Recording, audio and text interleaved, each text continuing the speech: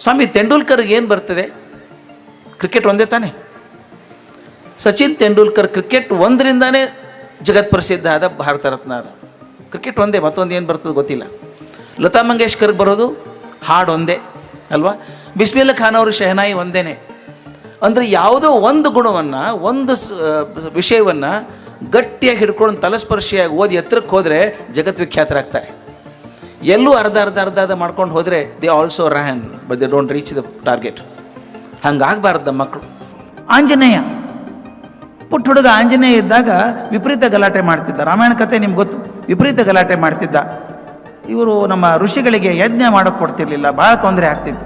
ಅದಕ್ಕೆ ಅವರಂದರು, ನೀನು ಉಪದ್ವ್ಯಾಪ್ತನ ಸ್ಟಾಪ್ ಮಾಡು, ಬಂದ್ ಮಾಡು, ನೀನು ಶಕ್ತಿ ಅರಿವು ನಿನಗೆ ಆಗೋದು ಬೇಡ ಅಂತ ಶಾಪ ಕೊಟ್ಟು. ತಾಯಿ ಅಂಜನಾದೇವಿ ಹೋಗಿ ಕೇಳಿದ್ದು, ನನ್ನ ಮಗನಿಗೆ ಇಂಥ ಶಾಪ ಕೊಟ್ಟರೆ ಏನು ಗತಿ ಅಂತ.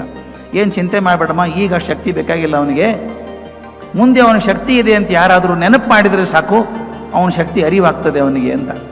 ಸಮುದ್ರ ಉಲ್ಲಂಘನ ಮಾಡಬೇಕಲ್ಲ, ಸಾಗರ ದಾಟಿ ಹೋಗಬೇಕು ಅಂದಾಗ ಎಲ್ಲರೂ ಆಗಲ್ಲ ಅಂದರು. ಅಂಗದ, ನೀಲ ಎಲ್ಲರೂ ಒಂದು ನಮಗೆ ದೂರ ಆಗೋದಿಲ್ಲ ಅಂದರು. ಆಂಜನೇಯ ಹೇಳಿದ, ನನಗೂ ಆಗಲ್ಲ ಅಷ್ಟು ದೂರ ಹಾರೋದಕ್ಕೆ ಅಂತ. ಅವಾಗ ಜಾಂಬು ಅಂತ ಹೇಳ್ತಾ, ನೀನು ಮರ್ತಿದ್ಯಪ್ಪ, ನಿನಗೆ ಗೊತ್ತಿಲ್ಲ, ಋಷಿಗಳ ಶಾಪ ಇದೆ ನಿನಗೆ, ನಿನ್ನಂಥ ಶಕ್ತಿ ಯಾರಿದೆಯೋ ಮಾರಾಯ, ಈ ಸಮುದ್ರ ಅಲ್ಲ, ಪೂರ್ತಿ ಇಡೀ ಪ್ರಪಂಚ ಹಾರ್ಕೊಂಬರೋ ಶಕ್ತಿ ಇದೆ ನಿನಗೆ ಅಂದಾಗ ಆಂಜನೇಯ ಹೌದಾ ಅಂದ. ಆ ಶಾಪ ವಿಮೋಚನೆ ಆಯಿತು ಅನ್ನೋದೆಲ್ಲ ಥೇರಿಯವು, ಬಿಟ್ಬಿಡಿ ಅವನ್ನೆಲ್ಲ.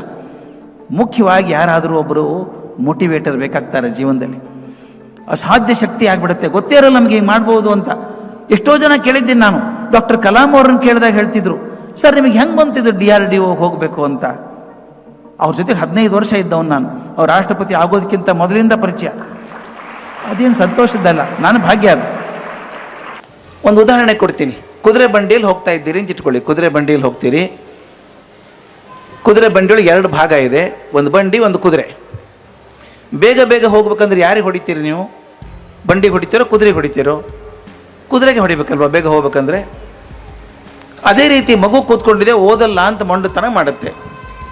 ಆ ಮಗುವಿನಲ್ಲೂ 2 ಭಾಗ ಇದೆ, ಒಂದು ದೇಹ, ಒಂದು ಮನಸ್ಸು ಅಂತ. ಓದಲ್ಲ ಅನ್ನೋದು ಯಾವುದು? ಮನಸ್ಸು. ದೇಹ ಏನು ಕಲ್ಲೇ ಕೂತಿದೆಯಲ್ಲ ಪಾಪದು. ಓದಲ್ಲ ಅನ್ನೋದು ಮನಸ್ಸು. ಅದು ನೀವು ಹೊಡೆಯೋದು ಯಾರಿಗೆ ಹೊಡಿತೀರಿ? ದೇಹಕ್ಕೆ ಹೊಡಿತೀರಿ.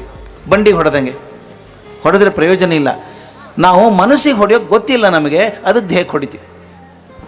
ಅದು ಹೊಡಿಲಾರ್ದಂಗೆ ಮಕ್ಕಳನ್ನು ಬೆಳೆಸಿ, ಪ್ರೀತಿಯನ್ನು ತೋರಿಸಿ, ಜಗತ್ತಲ್ಲಿ ಒಳ್ಳೇದಿದೆ ಅಂತ ಹೇಳಿ, ಜಗತ್ತು ಕೆಟ್ಟಿದೆ ಅಂತ ಹೇಳಬೇಡಿ. 5 ವರ್ಷ ಭಾಳ ಮುಖ್ಯ. ಲಾಲಯೇದ್ ಪಂಚವರ್ಷಾಣಿ, 5 ವರ್ಷ ತುಂಬ ಪ್ರೀತಿ ತೋರಿಸ್ಬೇಕು. ಮುಂದೆ ಶಿಸ್ತಿರಬೇಕು. 5 ವರ್ಷ ಆದಮೇಲೆ ಅದೇ ಮುದ್ದು ಮಾಡಿದರೆ ಪ್ರಯೋಜನ ಇಲ್ಲ. 5 ರಿಂದ 16 ವರ್ಷದವರೆಗೂ ಈ ಕುಂಬಾರ ಮಡಿಕೆ ಮಾಡಬೇಕಾದ್ರೆ ಆ ತಿಗರಿ ಮೇಲೆ ಮಣ್ಣಿಟ್ಟು ಹಿಂಗೆ ಹೊಡಿತಾ ಇರ್ತಾನೆ. ಹಿಂಗೆ ನಿಮ್ಮ ಬರೀ ಹೊರಗಿನ ಕೈ ಕಾಣಿಸ್ತಾ ಇರುತ್ತೆ, ಆದರೆ ಅವನು ಅದೇ ಕಾಲಕ್ಕೆ ಒಳಗಡೆ ಅದೇ ಜಾಗದಲ್ಲಿ ಕೈ ಇಟ್ಟಿರ್ತಾನೆ. ಒಳಗಿನ ಕೈ ಇಡದೆ ಹೋದರೆ ತಟ್ಟಿದ್ರೆ ಮುರಿದು ಹೋಗುತ್ತೆ, ಬರೀ ಒಳಗಿನ ಕೈ ಇಟ್ಟರೆ ಆಕಾರ ತಪ್ಪು ಹೋಗುತ್ತೆ. ಒಳಗಿನ ಕೈ ಪ್ರೀತಿ, ಮ್ಯಾಲಿನ ಶಿಸ್ತು. ಮುಂದೆ 10 ವರ್ಷ ಅದೇ ರೀತಿ ಶಿಸ್ತಿಂದ ಬೆಳೆಸಿ, 16 ವರ್ಷ ಆದ್ಮೇಲೆ ಮಗುನ ಸ್ನೇಹಿತರಂಗೆ ನೋಡ್ಕೊಳ್ಳಿ. ತುಂಬ ಚೆನ್ನಾಗಿ ಬರ್ತಾರೆ ಮಕ್ಕಳು.